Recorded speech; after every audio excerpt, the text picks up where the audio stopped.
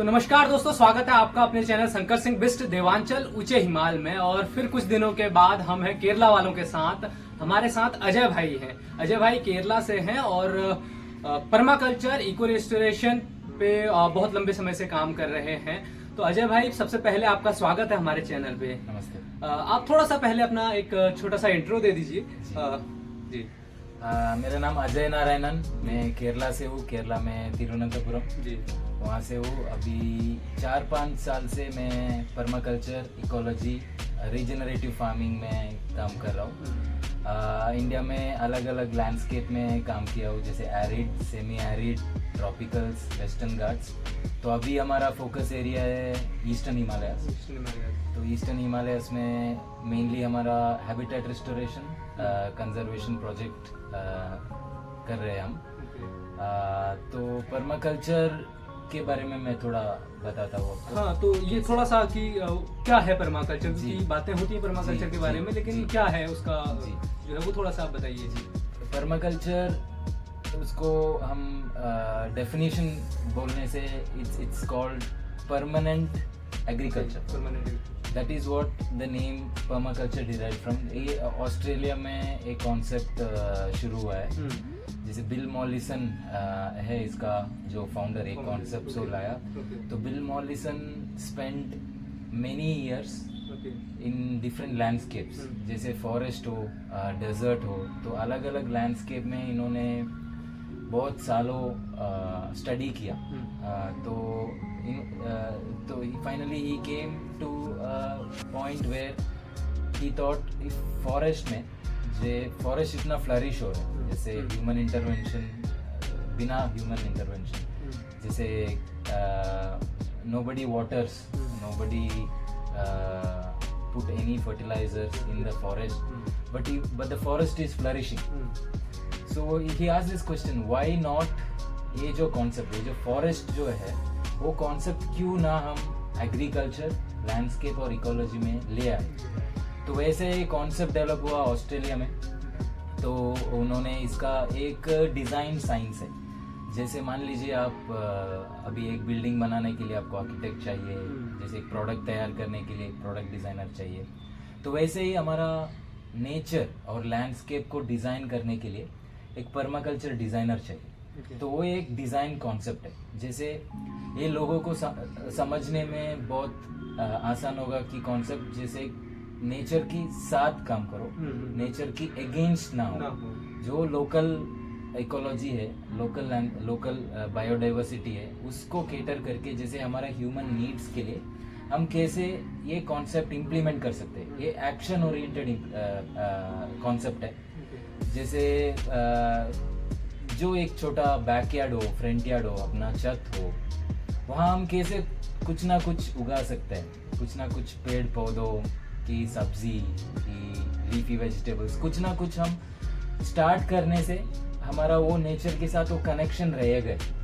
तो बहुत सारे लोग पर्माकल्चर को एक लाइफस्टाइल बना देते हैं, जो वो क्या पहनते हैं, क्या खाते हैं, वो कैसे उसका कंजम्पशन पैटर्न वो कैसे चूज करता है। तो ये सब एक ब्रॉडर सब्जेक्ट है, जैसे इसमें बहुत सारे प्रिंसिपल्स है और एथिक्स है। तो ये सब हम फॉलो करके हम नेचर के साथ काम करने से ये हमको लॉन्ग रन में ये सस्टेनेबल, तो इन द लॉन्ग रन ये परमानेंट सोल्यूशन बन जाए। इसीलिए पर्माकल्चर ऐसा कॉन्सेप्ट है कि परमानेंट कल्चर, वो कल्चर को हम सस्टेन करने के लिए हमको कुछ एक्टिविटी चाहिए। तो एक्टिविटी क्या होता है, वो एग्रीकल्चर होता है। तो एग्रीकल्चर, हमारा सब कल्चर एग्रीकल्चर के साथ ही जुड़ा हुआ है। जो कोई फेस्टिवल हो, जो कोई हमारा फूड पैटर्न्स हो, हम कहाँ रहते हैं, हमारा क्या क्या है बायोडाइवर्सिटी हमारा आजू बाजू में, तो उसको लेके ये कॉन्सेप्ट डेवलप हुआ है।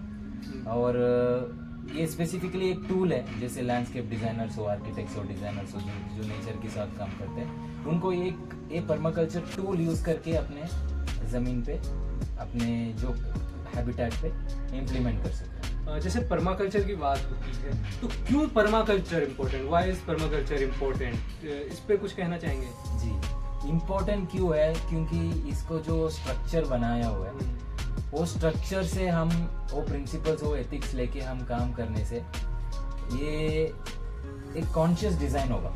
जैसे हम मान लीजिए अभी एग्रीकल्चर तो लोग कर ही रहे हैं, तो पर्माकल्चर क्यों इम्पोर्टेंट है? मतलब सिंपल से बताने से, एग्रीकल्चर में क्या होगा, कन्वेंशनल फार्मिंग में सब मोनोक्रॉपिंग करते हैं, तो मोनोक्रॉपिंग एक बड़ा प्रॉब्लम है, बड़ा इशू है। जैसे हम सॉइल में फर्टिलिटी और प्लांट्स को सफिशिएंट न्यूट्रिशन नहीं मिलते, वहाँ पे डाइवर्सिटी नहीं है, जैसे हमें इंसेक्ट्स हो, बर्ड्स हो, तो अगर वो हम इतना सॉइल को डिस्टर्ब करके हम मोनोक्रॉपिंग बना रहे हैं, तो पर्माकल्चर क्यों इम्पोर्टेंट होगा? हमको प्रोडक्शन भी ला सकते हैं, मगर हम डिस्टर्बेंस बहुत कम होते हैं। जैसे सिर्फ हम जैसे ह्यूमन माइंडसेट क्या होता है कि जो कोई कर रहे हैं वो हम सेल्फिश है, जैसे हम के लिए कर रहे हैं, ह्यूमन बीइंग्स को अगर खाना उगा रहे हैं तो ह्यूमन बीइंग्स के लिए है।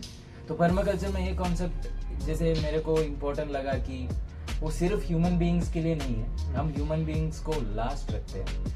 जो पंछी है, बर्ड्स होते हैं, इंसेक्ट्स होता है, एनिमल्स होता है, और सॉइल में जो माइक्रोब्स होता है, फंगल एक्टिविटी होता है, ये सब के लिए हम केटर करें तो हमारा नीड्स फुलफिल होगा फाइनली, और लॉन्ग रन में सस्टेनेबल है। तो इसीलिए मेरे हिसाब से पर्माकल्चर इतना इम्पोर्टेंट है कि लोगों को माइंडसेट बदलने में बहुत इम्पोर्टेंट चीज़ है। तो जैसे बताया कि पर्माकल्चर इम्पोर्टेंट है, लेकिन आज का आप देख रहे हैं दौर है क्लाइमेट चेंज का, जो युग है, वो जो एरा है वो क्लाइमेट चेंज का है।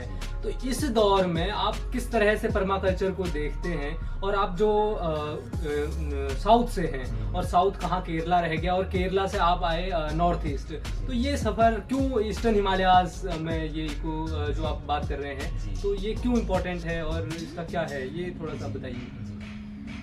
तो केरला को लोग बोलते हैं कि गॉड्स ओन कंट्री है, तो इसका जो हिस्ट्री है वो क्यों गॉड्स ओन कंट्री बोला जाता है कि केरला की जो लैंडस्केप, बायोडाइवर्सिटी और फर्टिलिटी, सॉइल, ये सब पूरा साल भर आपको सेल्फ सफिशिएंसी के लिए सूटेबल जगह है। तो इसीलिए लोग बहुत हजारों साल पहले ही जो कोई केरला में आके सेटल हुआ है, तो वो लोग को वो क्लाइमेटिक कंडीशंस, वो लैंडस्केप अपना फूड प्रोडक्शन, सेल्फ सफिशिएंसी के लिए बहुत सूटेबल है। तो इसीलिए लोग ऐसा भी बोले जाता है कि इसीलिए वो गॉड्स ओन कंट्री बोले जाता है, क्योंकि तो मैं ऐसा जगह से हूँ कि वहाँ पे लोग बहुत सेल्फ सफिशिएंट है, सबका घर में अपना अपना चीज़ वो लोग उगाता ही है, जैसे सब्जी के लिए। मगर अभी थोड़ा बदल रहा है क्योंकि एजुकेशन, जॉब, क्योंकि सब लोग बहुत सारे नौकरी कर रहे हैं, मगर जो किसान होता है, किसान भी एक प्रोफेशन ही है। जैसे बोलते हैं कि उत्तम खेती, द्वितीय व्यापार, तृतीय नौकर। तो अगर हम सबको खेती करना ही है, सब किसान ही है, क्योंकि हमारा पूर्वजों ने खेती करके आया है, तो खेती से हमारा सिविलाइजेशन हुआ है। तो अगर खेती ना कर सके तो व्यापार करो, जो किसान लोगों को मदद करो कि उनका जो प्रोडक्ट्स है वो बेचने के लिए। अगर ये दोनों आपको कैपेसिटी नहीं है तो फिर आप एक नौकर, एक जॉब। तो वैसा था। तो अभी क्लाइमेट चेंज जैसे आपने बोल रहे हैं, तो क्लाइमेट चेंज एज एक बड़ा सब्जेक्ट है। तो इसीलिए पर्माकल्चर में ऐसा बोला जाता है कि वो एक होलिस्टिक अप्रोच चाहिए हमको। जो कोई हम एक्टिविटी अगर लैंडस्केप में कर रहे हैं तो उसको एक ही व्यू पॉइंट में नहीं देखना है, कि उसको होलिस्टिक अप्रोच करना है। तो होलिस्टिक अप्रोच में ही हमको एक सोल्यूशन ले आ सकता है, क्योंकि मैं बोला आप इंडिविजुअल माइंडसेट, इंडिविजुअल पर्सपेक्टिव तभी चेंज होगा। जैसे हमारा बैकयार्ड हो, फ्रंट यार्ड हो, टेरेस हो, हम इसमें कुछ ना कुछ काम कर रहे हैं, जैसे प्लांटेशन हो, वेजिटेबल गार्डन हो, किचन गार्डन हो, कुछ बना रहे। तो ये सब एक्शन है अपना क्लाइमेट चेंज के लिए, क्योंकि लोग कनेक्ट हो रहे हैं नेचर के साथ, और अपना जो वेस्ट हम प्रोड्यूस करते हैं, जैसे किचन वेस्ट हो, कुछ भी हो, वो सेग्रीगेशन, ये सब पर्माकल्चर में आता है। जैसे हम कंपोस्टिंग कैसा करें, तो लोग अभी सब मिक्स करके बेच देते हैं कि वेस्ट डंप यार्ड के लिए। तो मगर हम वो सेग्रीगेट करने शुरू किए, जैसे वेट वेस्ट, अपना किचन वेस्ट सेपरेट कर रहे हैं और प्लास्टिक सेपरेट कर रहे हैं। तो यही एक इम्पोर्टेंट एक्शन है, जैसे हम क्लाइमेट चेंज को सॉल्व करने के लिए एक इंडिविजुअल लेवल पे, एक फैमिली, एक कम्युनिटी लेवल पे। तो अभी नॉर्थ ईस्ट आए हैं हम कि ये नॉर्थ ईस्ट बायोडाइवर्सिटी में बहुत रिच है।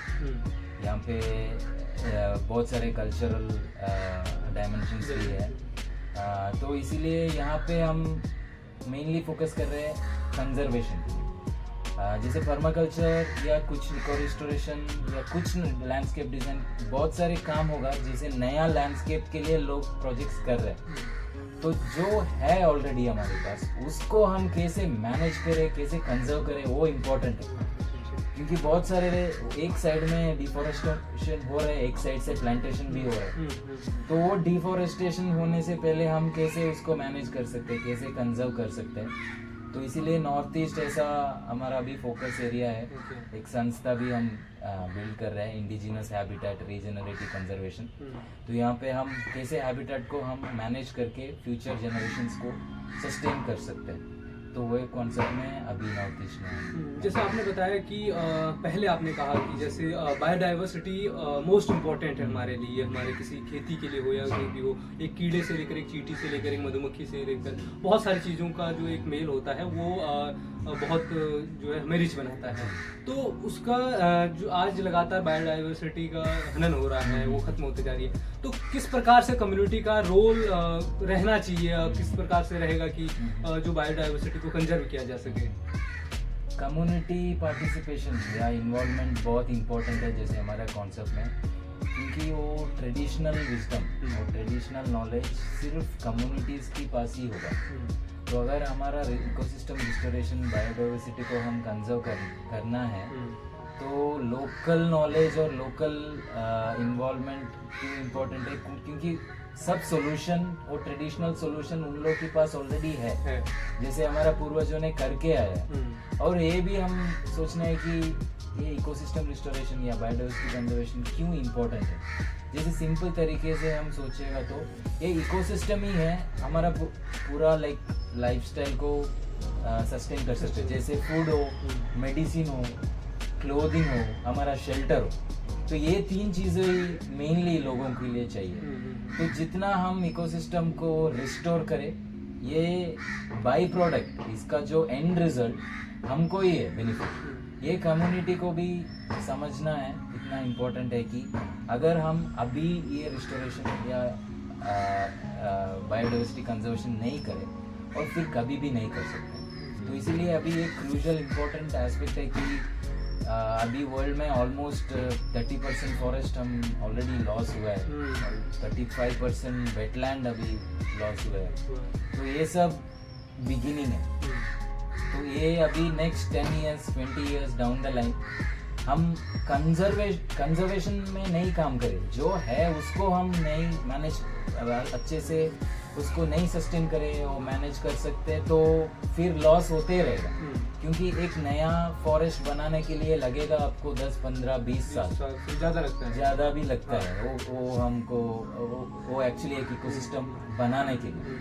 तो इसीलिए जो हम हमारे आजू बाजू में है, जैसे हमारा एक बैकयार्ड में एक पौधा हो, एक ट्री हो, जैसे हमको नॉलेज नहीं रहेगा क्योंकि हम बाहर से, जैसे वो लोकल कम्युनिटीज़ के लिए, लोकल कम्युनिटीज़ को ही वो नॉलेज रहता है कि इसका बेनिफिट क्या है, ये जो ट्रीज़ है, ये जो प्लांट है, इसका बेनिफिट्स क्या है। ये सब लोकल कम्युनिटीज़, इंडिजिनस कम्युनिटीज़, यही लोग हमको बता सकते हैं। तो उनके साथ काम करना है ये कंजर्वेशन और ये प्रोजेक्ट में के लिए इम्पोर्टेंट है कि उसका जो ट्रेडिशनल विजडम है वो हम जैसे हमारा करंट सिचुएशन के लिए कैसे इम्प्लीमेंट करें, जैसे डिज़ाइन हो, कुछ भी कॉन्सेप्ट में कैसे करें।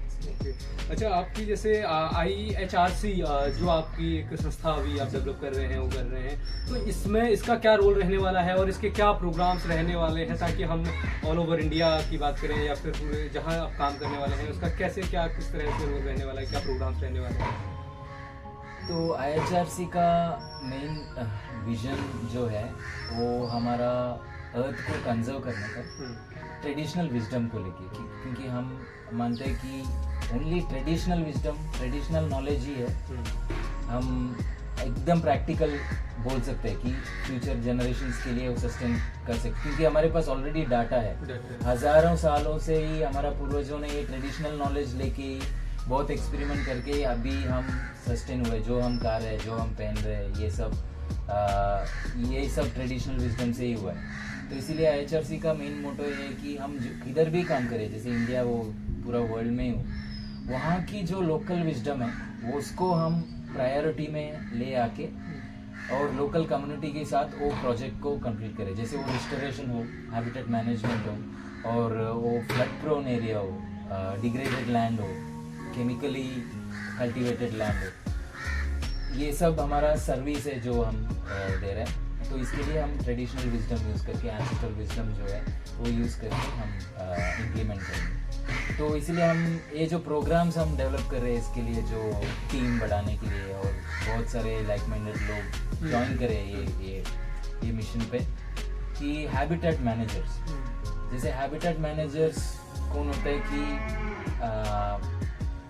एक लैंडस्केप हो, एक जगह हो, वहाँ पे हमको मैनेजमेंट के बारे में कोई ज़्यादा बात नहीं करते। जैसे पर्माकल्चर डिज़ाइन में भी हम डिज़ाइन जो करते हैं, डिज़ाइन करने के लिए आपको ज़्यादा टाइम नहीं लगता है, मगर वो इम्प्लीमेंटेशन की बात, वो कैसे हम वो हैबिटेट को मैनेज करें, जैसे सब कुछ, जैसे वहाँ का बायोडाइवर्सिटी को लेके, वहाँ का वो ह्यूमन बींग्स जो रहता है, उन इनहैबिटेंट्स बोलते हैं हम, इनहैबिटेंट्स को लेके सबको हम वो डिज़ाइन इम्प्लीमेंट करके मैनेज करें और हैंड ओवर करें जो कम्युनिटी हो, और ये कस्टोडियंस हो, क्लाइंट्स हो, कोई भी, उनको ये हैबिटेट मैनेजर बहुत इंपॉर्टेंट रोल प्ले करते हैं कि पूरा मॉनिटर करने के लिए वहाँ की लैंड। तो ये हम एक प्रोग्राम डेवलप कर रहे हैं कि IHM बोलते हैं, इंडिजिनस हैबिटेट मैनेजमेंट।